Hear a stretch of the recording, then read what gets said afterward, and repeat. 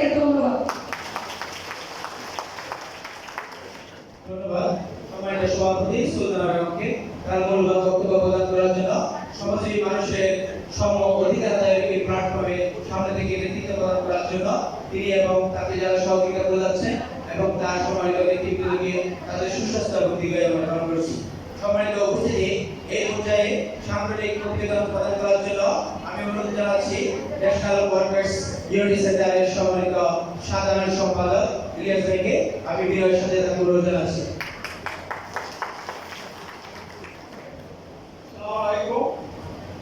National workers unity সেন্টারের আজকের এই সাধারণ সভায় সম্মানিত অতিথিবৃন্দ এবং ন্যাশনাল ওয়ার্কার্স ইউনিটি সেন্টারের কেন্দ্রীয় কমিটির নেতৃবৃন্দ এবং বেসিক ইউনিয়নের নেতৃবৃন্দ সহ সকলকে সংগ্রামী সালাম ও অভিনন্দন।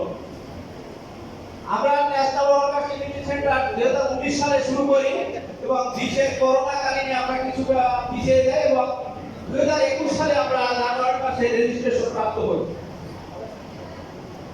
ন্যাশনাল ওয়ার্কার্স ইউনিটি সেন্টারে কাজ করতে গিয়ে আমি দিনাজপুর, বরিশাল, খুলনা, সিলেট, চট্টগ্রাম বিভিন্ন জায়গায় শ্রমিকদের সাথে কথা বলছি।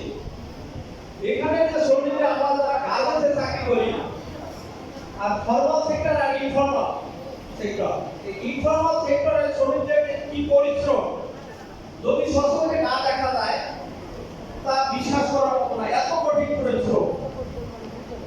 আমরা প্রথমে রিউনিট মিলে যারা কাজ করে যে সব শ্রমিক তারা 1.5 ঘন্টা কাজ করার পর আধা ঘন্টা বিশ্রাম নিতে হয়, তাহলে তারা কাজ করতে পারে না। ওইখানে 1338 ওটা তাপমাত্রার ভিতরে শ্রমিকরা কাজ করে।